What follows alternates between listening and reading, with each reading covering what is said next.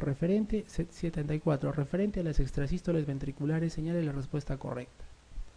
A. Es una arritmia que se observa en menos del 30% de los varones adultos, las extrasístoles. Sí, ¿no? Se observa entre 20 a 60%. Acuérdense, 50% de varones o de mujeres se puede encontrar a esta arritmia. B. Esta arritmia tiene mayor importancia pronóstica que la fracción de eyección ventricular izquierda. No, en realidad si es asintomática no tiene valor pronóstico. C. Cuando aparecen en un holter obligan a ser tratadas de inmediato con fármacos antiarrítmicos. No, eso depende del estado clínico. D. En pacientes con infarto previo y disfunción ventricular izquierda, si son frecuentes, más de 1 por hora, empeoran el pronóstico. E. En pacientes con infarto previo, si son sintomáticas, el fármaco de elección es la flecainamida por vía oral. Para que sean pronósticas en pacientes con infarto previo tienen que ser más de 10 por hora. Entonces el D tampoco, ¿no? La correcta es en pacientes con infarto previo, si es que son sintomáticas, ahí el fármaco de elección es la flecainamida.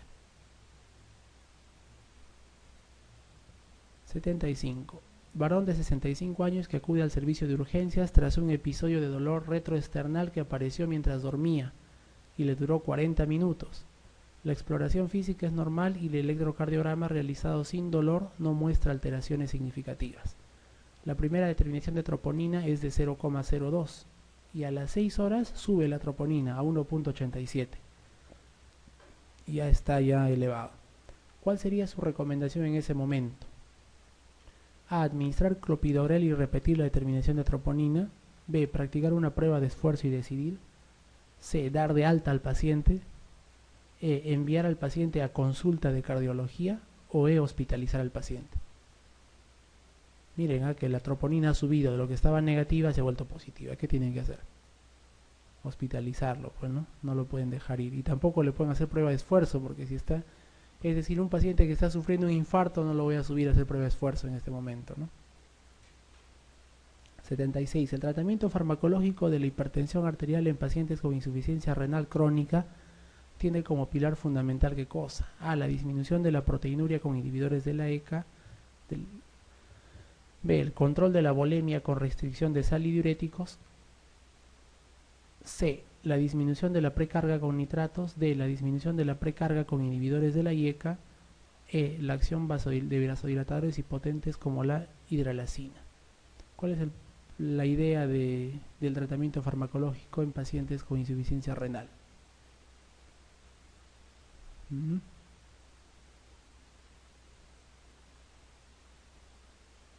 Precarga.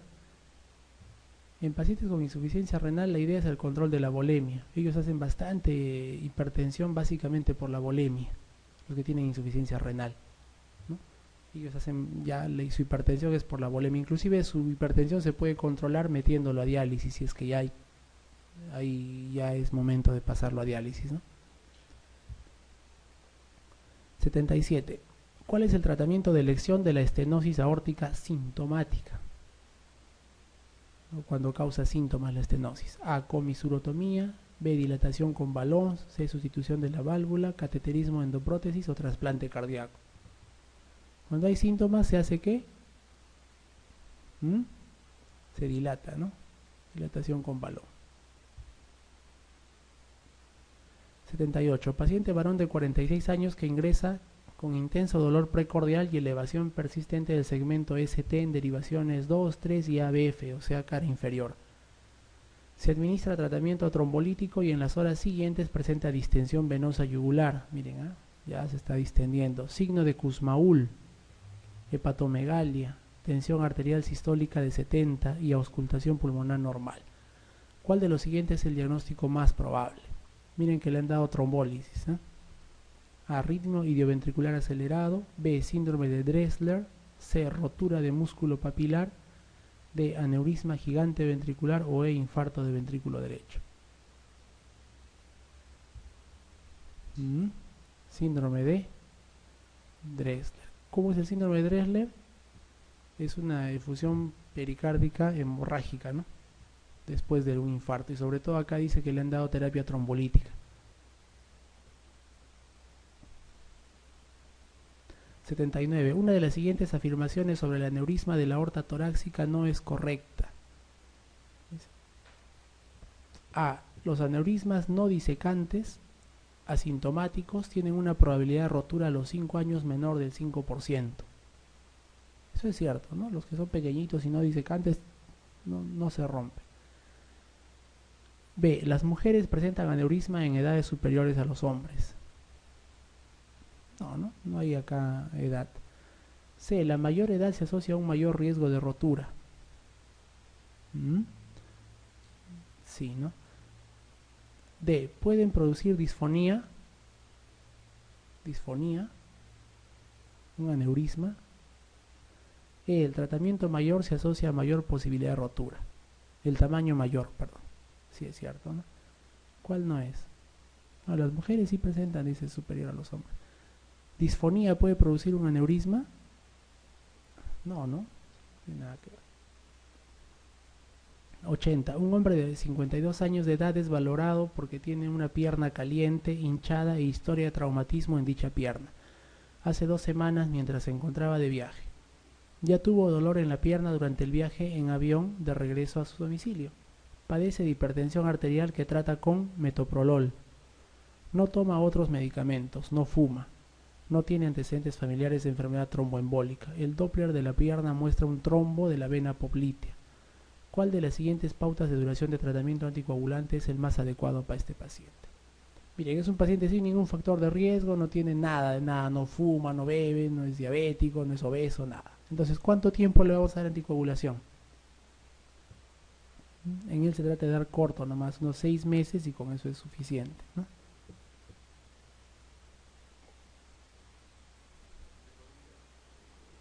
No, de por vida le tendrías que dar, por ejemplo, a un síndrome o a un paciente que repite, ¿no? Que repite por segunda o tercera vez una trombosis o que tiene síndrome antifosfolipídico.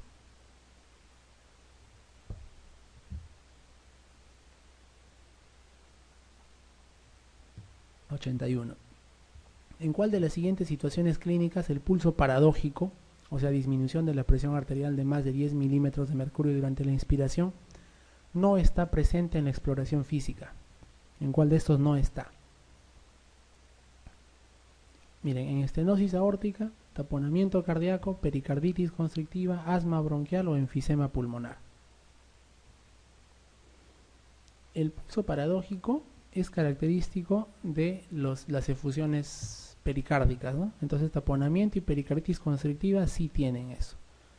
¿Dónde más se ve pulso paradójico? También se ve en enfermedades obstructivas pulmonares, o sea, que te llenen la caja torácica, ¿no? que te hagan un poco de aumento de presión, o sea, asma bronquial y enfisema pulmonar también.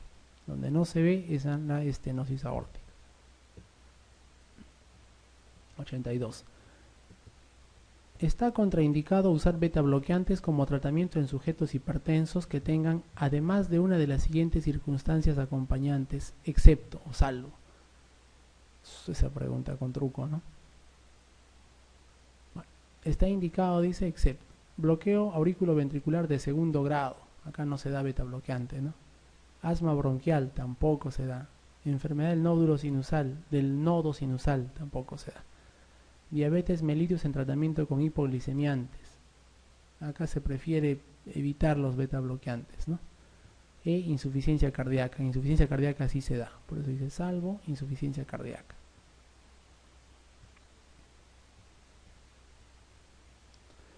83. Hombre de 55 años, fumador de 20 cigarrillos por día y bebedor de más de 90 gramos de alcohol por día. Ingresa por presentar en los últimos 2 meses disnea progresiva hasta hacerse de reposo, ortopnea y crisis de disnea paroxística nocturna, o sea, una ICC. En la exploración destaca soplo pansistólico por todos lados, crepitantes de gruesa burbuja diseminados y edemas en extremidades inferiores. Electrocardiograma, fibrilación auricular con respuesta ventricular alta, está fibrilando, y bloqueo completo de rama izquierda. En la radiografía de tórax presenta cardiomegalia global, derrame pleural bilateral, edema intersticial en bases y líneas B de Kerley. ¿Cuál sería su primer diagnóstico de sospecha? Miocardiopatía restrictiva, pericarditis crónica constrictiva, miocardiopatía dilatada, miocardiopatía hipertrófica obstructiva o cor pulmonar crónico. ¿Cuál creen? Miren, si hay fibrilación está dilatada la aurícula, ¿no? Si la aurícula está dilatada, probablemente el ventrículo izquierdo también. Y aquí dice que hay bloqueo completo de rama izquierda, que esto es un signo de dilatación de ventrículo izquierdo también, ¿no?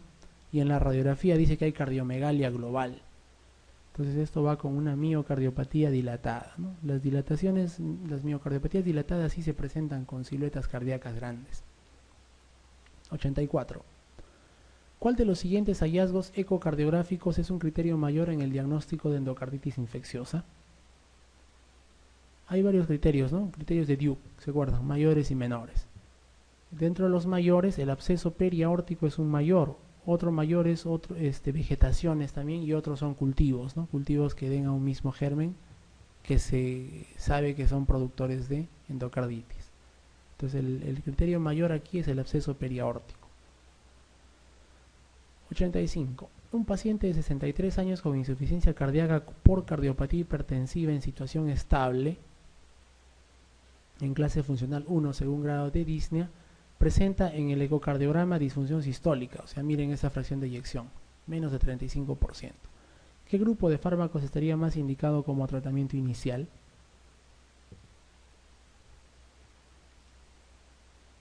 Está estable, ¿eh? Clase funcional 1. Y hay fracción de eyección menos de 35. Digitálicos, no.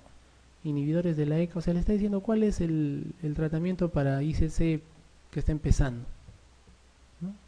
Inhibidores de la ECA, enzima convertidora de angiotensina, los de elección.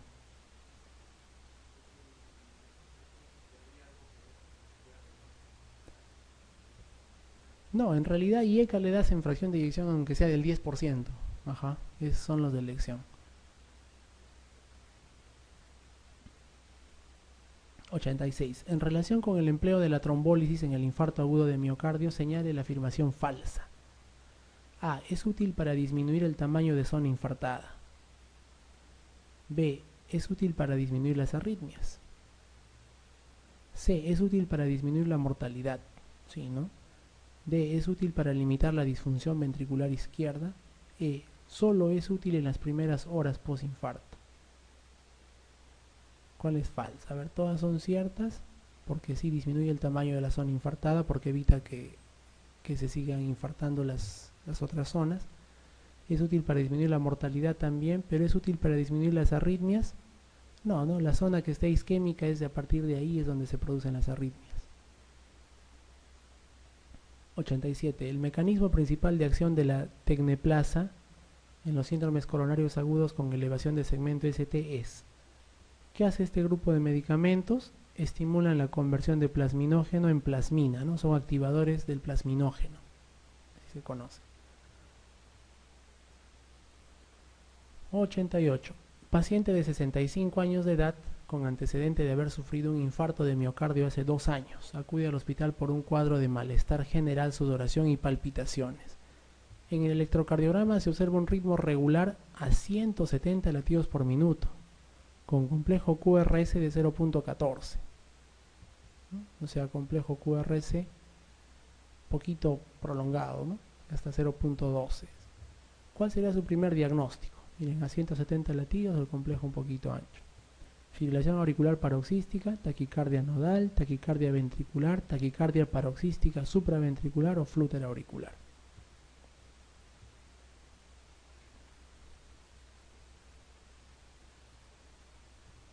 Cuando tú tienes taquicardia con complejo ancho, ¿no? Lo primero que piensas es en taquicardia ventricular, cuando el complejo es ancho, ¿no? Cuando el complejo es angosto, tú piensas en supraventriculares, o sea, fibrilaciones, flúter o taquicardia sinusal también. Entonces una taquicardia ventricular, porque el complejo QRS está ancho. 89. Una de las siguientes respuestas referidas a la arritmia cardíaca, fibrilación auricular, es falsa. A. Deben descartarse factores precipitantes como hipertiroidismo o embolismo pulmonar, ¿cierto? ¿No? Tienes que descartar eso en la fibrilación auricular. B. ¿La anticoagulación está indicada en todos los casos? Tal vez no, de fibrilación auricular, no está indicada en todos los casos. C. En situaciones de inestabilidad hemodinámica es adecuado el tratamiento de cardioversión eléctrica. Sí, ¿no? Cuando está hipotenso, hay que darle cardiovasión eléctrica. D. Cuando el diámetro de la aurícula izquierda es mayor de 45 milímetros, puede ser difícil revertir el ritmo sinusal, también es cierto, ahí casi no se puede, y no se indica tampoco mucho revertir. E. Cuando el diámetro de la aurícula izquierda es mayor de 45 milímetros, puede ser difícil mantener el ritmo sinusal si se consigue la reversión, también es cierto, ¿no? La que es falsa es que la anticoagulación esté indicada en todos los casos. La anticoagulación va a depender del tamaño de la aurícula izquierda, de la presencia de trombos en la orejuela izquierda, etc. 90. Se considera indicación de desfibrilador implantable. A. Extrasístoles ventriculares complejos sintomáticos en pacientes sin cardiopatía. B. Taquicardia ventricular incesante. También, ¿no? Desfibrilación ventricular que ocurre en la primera hora tras un infarto agudo de miocardio. No. Parada cardíaca por fibrilación ventricular en paciente con infarto de miocardio crónico anterior extenso o en síncopes de repetición en paciente con estudio cardiológico normal. ¿En cuál se pone el desfibrilador implantable?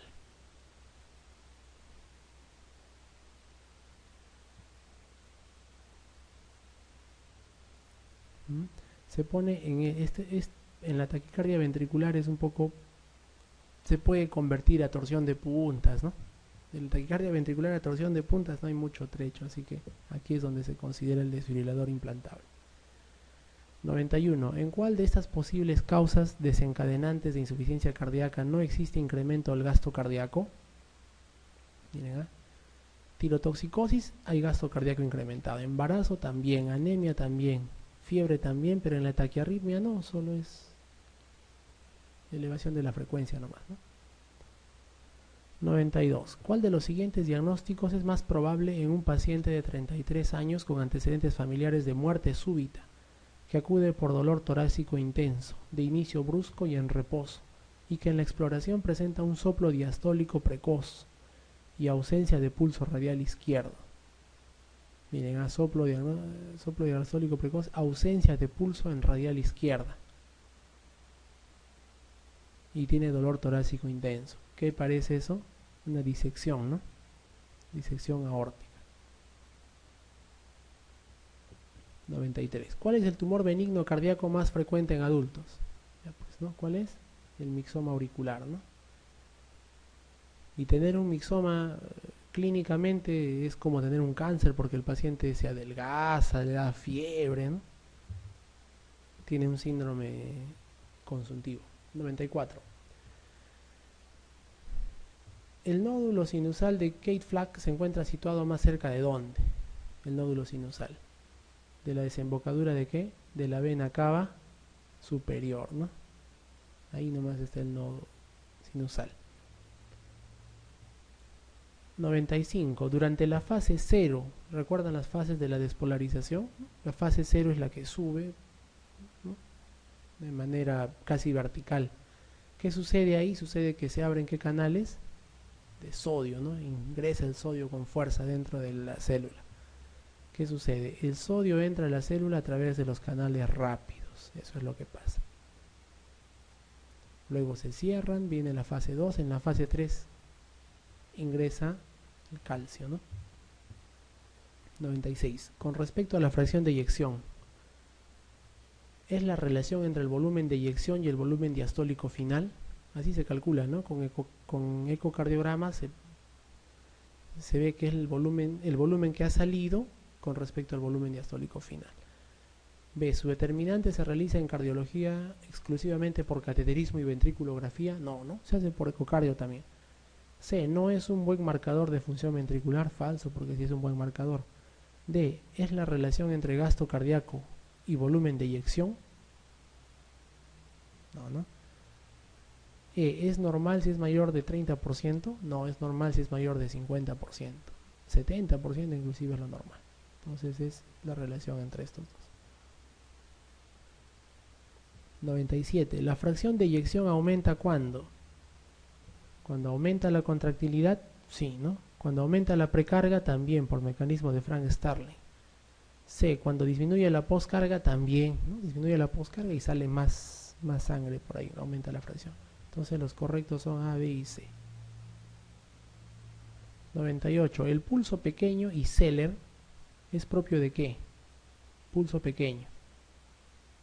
Estenosis ¿qué? Aórtica, ¿no? La estenosis aórtica te da ese pulso pequeño, Zeller. El pulso de martillo, no, el pulso alto, ¿no? Es de la insuficiencia aórtica. ¿No? 99. El pulso filiforme o decapitado en femoral con pulso radial normal es propio de ¿qué? Shock, vasoconstricción periférica por frío, beriberi, fístula arteriovenosa o coartación de aorta. Coartación de aorta, generalmente en la abdominal se coarta la aorta, ¿no? Entonces en femoral tú no sientes nada, pero en radiales están normales. 100. El punto J del EKG, ¿cuál es? Punto J es el punto de la unión cuando termina el QRS, ¿no? Y se va a unir al segmento ST. Ese es el punto J. Es la unión de la onda S con el segmento ST. 101. La onda T es la fase más vulnerable del periodo refractario relativo. No. ¿Es siempre positiva en BR? No, esto de que siempre, no, ya sabemos que en medicina no es, ¿no? C. Su disposición es siempre simétrica, la onda T. Sí, ¿no? Siempre simétrica. D. ¿Se corresponde con la fase 4? No, se corresponde con la fase 3 del potencial de acción. E. Ninguna es correcta. La correcta es su disposición es siempre simétrica.